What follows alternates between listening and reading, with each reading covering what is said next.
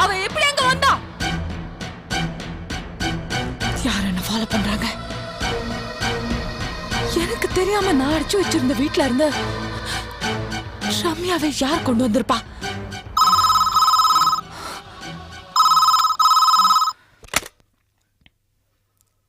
Hello. என்ன மீரா, ரம்யா எப்படி கல்யாண வீட்டுக்கு வந்தான்னு யோசிச்சுட்டு இருக்கியா? யார் நீ? நான் யாருன்னு தெரிஞ்சு நீ என்ன பண்ண போற? டேய், என்கிட்ட விளையாடாத. ரம்யாவை எதுக்கு அங்க கூட்டிட்டு வந்த? எதுக்குன்னா கல்யாணம் பண்ணத்தான். டேய், ஏய், எதுக்கு கத்துற? உன்னோட பிளான் எதுவும் இங்க நடக்காது. ஏய், அப்புறம் மீரா, உனக்கு நேரம் டென்ஷன் அதிகமா இருக்கும். நீ ரிலாக்ஸ் ஆனதுக்கு அப்புறம் நான் உனக்கு ஃபோன் பண்றேன். Okay, by.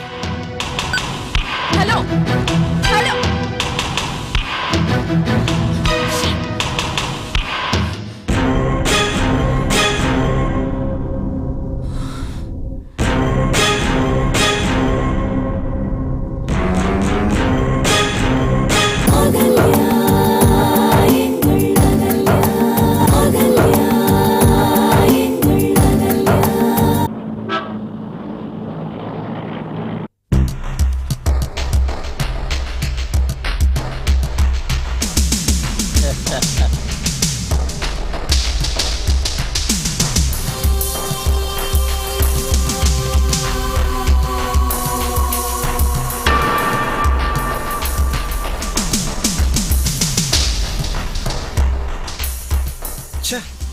சிவாவோட கல்யாணம் நின்றுடும் நினைச்சோம். ஆனா அது இப்ப எப்படியே நடந்துடுச்சே. சுரேஷ், அது நிக்க வேண்டிய கல்யாணம் தான்டா.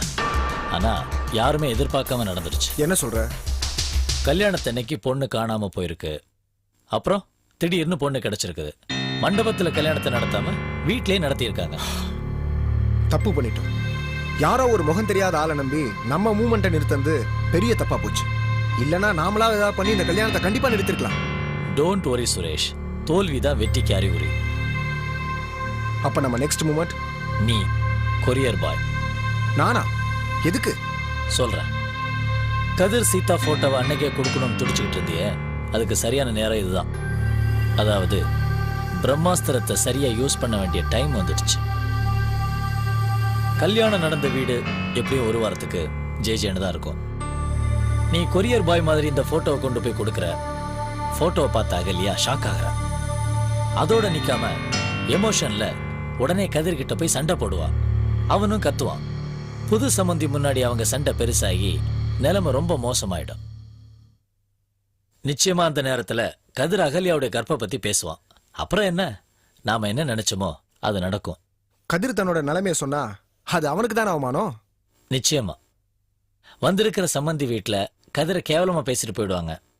அவங்க போனதுக்கு அப்புறம் குடும்ப கௌரவத்தையே நடுத்தருவுக்கு கொண்டு வந்துட்டேன்னு அகல்யாவை அந்த நிமிஷமே பிறந்த வீட்டுக்கு பேக்கப் பண்ணிடுவாங்க. அதையும் மீறி அவ ஏதாவது நியாயத்தை சொல்றதுக்கு ட்ரை பண்ணாலும் எதுவும் முடியாது. Good idea, very good idea.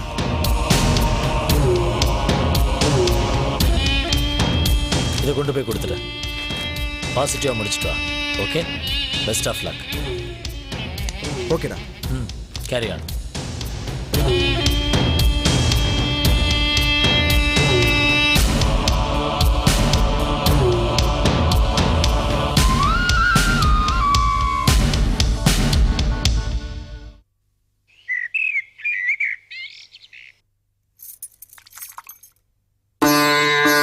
வலது கால் எடுத்து வச்சு உள்ள வாமா.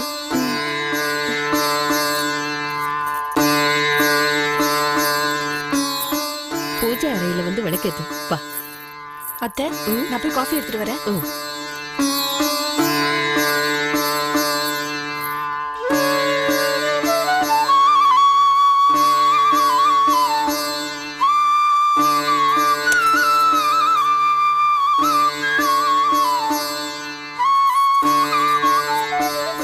சாமியை கும்பிட்டுக்குமா.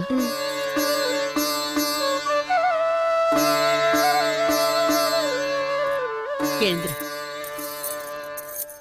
மாலை கொடுமா.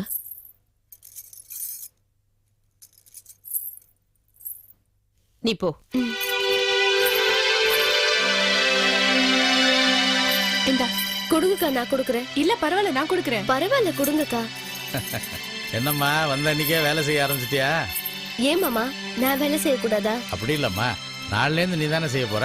இன்னைக்கு ஒரு நாளைக்கு செய்யாம இருக்கலாமேன்னு சொன்னேன். 5ல விளையாதது 50லயும் விளையாது மாமா. இன்னைக்கே வேலை செஞ்சு பழகினாதா எனக்கும் பழக்கம் வரும். இவ இப்படிதான் சம்பந்தி, எதையும் வெளிப்படையா பேசிடுவா. எல்லாம் நல்லதுக்கு தானே.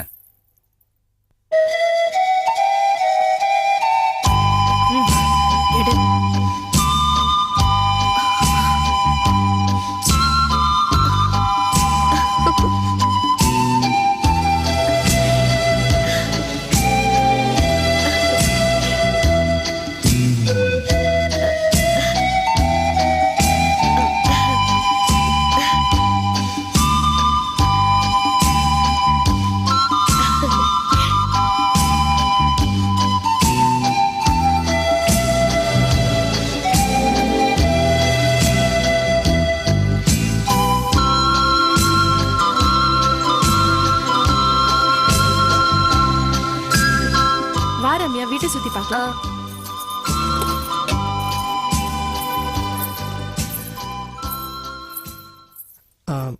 நீங்க பேசிட்டுங்க, நான் ரூம்ல இருக்கேன். கல்யாணம்னு ஆயிட்டாலே பிள்ளைங்களுக்கு எல்லாம் பொறுப்பு வந்துருது. ஆமா ஆமா, அதுவும் சரிதான். நமஸ்காரம். வாங்க உட்காருங்க. உங்களுக்காக தான் எல்லாரும் வெயிட்டிங். நன்னா சொன்னேன் போங்கோ. எனக்காக வெயிட் பண்ணிட்டு இருந்தேல. பொண்ணும் மாப்பிளையும் இப்ப வரும் அப்ப வரும்னு எதிர்பார்த்திருந்தா கடைசியில கலாட்டா கல்யாணம் எல்லாம் ஆயிடுத்து. நேக்கு வேலை இல்லாம பண்ணிட்டேலே. நல்ல வேலை ரிசப்ஷனாவது நடத்துறேலே. என்ன பண்ண சொல்றீங்க? நாங்களே யாரும் இதை எதிர்பார்க்கல. ஏதோ ஒரு வேகத்துல எல்லாம் நடந்து முடிஞ்சிருச்சு. எல்லாம் ஓகே. தாலி கட்ட நேரமாவது குறிச்சிருக்கேல. அந்த அவசரத்துல அதை யார் பாத்துருக்க போறாங்க? இல்ல நீங்க வேற ஐயரே, எப்படியாவது கல்யாணம் நடந்து முடிஞ்சா போதும்னு இருந்துச்சு. எதுக்காக இந்த கல்யாணத்துல இப்படி ஒரு பிரச்சனை நடந்ததுன்னு நமக்கு தெரியவே இல்லை பாருங்க. அதை முதல்ல கண்டுபிடிச்சாகணும். பிரச்சனை பண்ணது உங்க வீட்டுக்கு வேண்டியவங்களா இல்ல எங்க வீட்டுக்கு வேண்டியவங்களா அப்படிங்கறது தெரிஞ்சாதான் மனசு கொஞ்சம் நிம்மதியா இருக்கும். உடனே இந்த வேலையை ஆரம்பிச்சிடலாம் சம்பந்தி. இப்போதைக்கு அது முக்கியம் இல்ல. ஐயர் வந்திருக்காரு, மத்த காரியம் எல்லாம் பேசி முடிவெடுங்க. ஐயரே, சாந்தி முகூர்த்தத்துக்கு சீக்கிரமா நல்ல நேரமா ஃபிக்ஸ் பண்ணுங்க.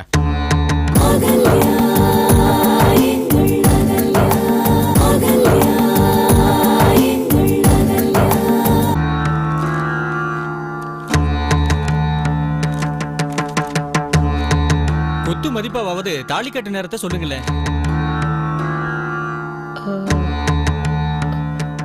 10:30 மணிக்கு மேலன்னு மட்டும் எனக்கு தெரியும். அப்போ முகூர்த்த நேரம் முடிஞ்சுதான் தாலி கட்டிருக்கேள். இன்னைக்கு புதன்கிழமை 10:30 மணிக்கு மேல குளிகை. கோரையில பார்த்தா அங்காரகன் நிக்கிறான். எல்லாமே தப்பா இருக்கே. இன்னும் 10 நாளைக்கு பொண்ணும் மாப்பிளையும் சேராம இருக்கிறதா நல்லது.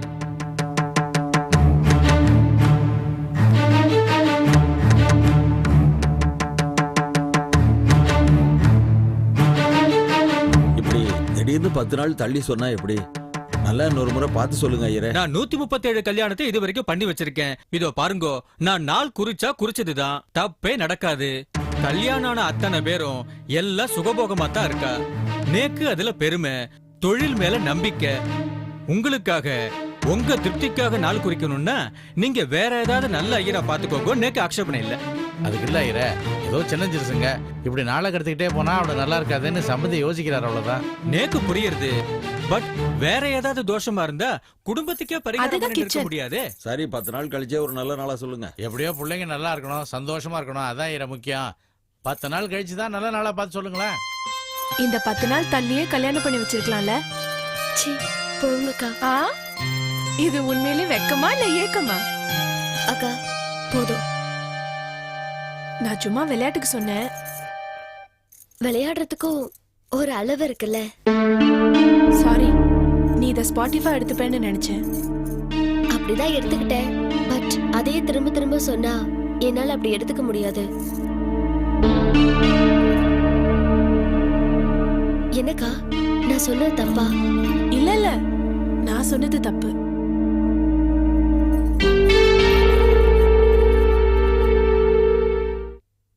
அப்ப நான் வரட்டுமா? ராஜி, அவர் காஃபி ஏதாவது? இதோ. அதெல்லாம் ஒண்ணு வேண்டாம், நான் புறப்படுறேன். வாங்க. என்ன சம்பந்தி, ஐயர் இப்படி சொல்லிட்டு போறாரு? என்ன செய்யறது சம்பந்தி, தாலி கட்டுறது தான் சரியான இடத்துல நடக்கலன்னு சொல்லிட்டாரு. சாந்தி முகூர்த்தமா நல்ல நேரத்தில் நடக்கட்டுமே. சரி எல்லாம் நல்ல விதமா நடந்தா சரி.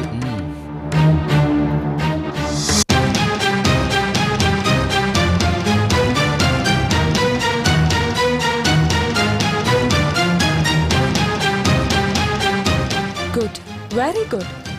நான் சொன்ன மாதிரியே சாந்தி முகூர்த்தத்தை 10 நாள் தள்ளி வச்சிருக்கீங்க. தொழிலுக்கு துரோகம் பண்ணிட்டனோன்னு நேக்கு என்னவோ பயமா இருக்குமா? ஒன்னும் பயப்பட வேண்டாம். நீங்க பண்ணிருக்கிறது தொழிலுக்கு துரோகம் இல்ல, என்னோட சிவா எனக்கு கிடைக்கிறதுக்கான உதவி. அம்மா தயவு செஞ்சு இந்த விஷயத்தை எந்த சூழ்நிலையிலையும் யார்கிட்டயும் சொல்லிடாம இருந்தா சரி. நீங்க வெளியில சொல்லாம ஜாகிரதையா இருந்தா எனக்கு அதுவே போதும். இந்தாங்க. ரொம்ப சந்தோஷம்மா. நான் போயிட்டு வரேம்மா.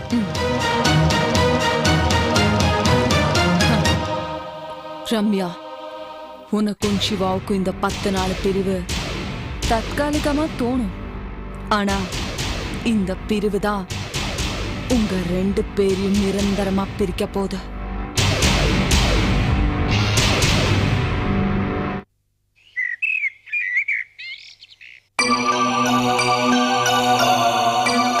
Excuse me madam.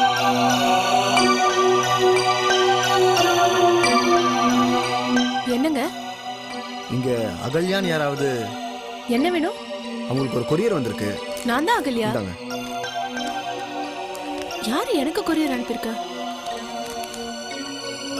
என்ன அட்ரஸ் இது? சரியாவே புரியலையே. எந்த ஊர்ல இருந்து வந்திருக்குன்னு தெரியல. மேடம் இதுல ஒரு கையெழுத்து ஒன்று போடுங்க. என்ன நீங்க அன்டைம்ல வந்திருக்கீங்க? சாரி மேடம், கொரியர் லேட்டாக கொடுத்தேன்னு அதில் இருக்கிற அட்ரஸை வச்சு எங்கள் ஆஃபீஸ்க்கு ஃபோன் பண்ணி கம்ப்ளைண்ட் எதுவும் பண்ணிடாதீங்க. பின்ன ஏன் லேட்டா வந்தீங்க? தண்ணி லாரி வர கொஞ்சம் நேரம் ஆயிடுச்சு. அதுக்கும் இதுக்கும் என்னங்க சம்பந்தம்? ஆமாம் மேடம், தண்ணி பிடி கொஞ்சம் லேட் ஆயிடுச்சு. உங்களுக்கு எங்கங்க வீடு? இது வண்ணாரப்பேட்டை. இது நீலாங்கரை. நீங்க எப்ப தண்ணி புடிச்சிட்டு வந்தீங்க? ஒரு 1 hour முன்னாடி மேடம். அதுக்கப்புறம் பஸ்ஸை பிடிச்சி ஆபீஸ் போய் இந்த கரியர் எடுத்துட்டு வந்தீங்களா? ஏங்க இப்படி பொய் சொல்றீங்க? பொய் சொல்ல மேடம், உண்மைதான் சொல்கிறேன். ஆனால் தண்ணி பிடிச்சது எங்கள் வீட்டுக்கு இல்லை. பின்ன அது வந்து என்னங்க இழுக்கிறீங்க? திருவான்மூரில் நான் ஒரு பொண்ணை லவ் பண்ணுறேன். அவங்களுக்கு தான் தண்ணி பிடிச்சி கொடுத்துட்டு வந்தேன்.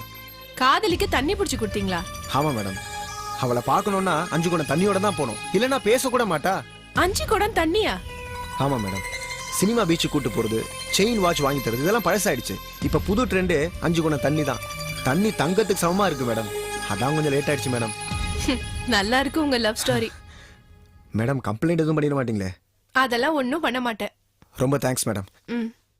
என் லவ் ஸ்டோரி நல்லா தான் இருக்கும், ஆனால் உன் ஸ்டோரிக்கு இனிமே கிளைமேக்ஸ் தான்.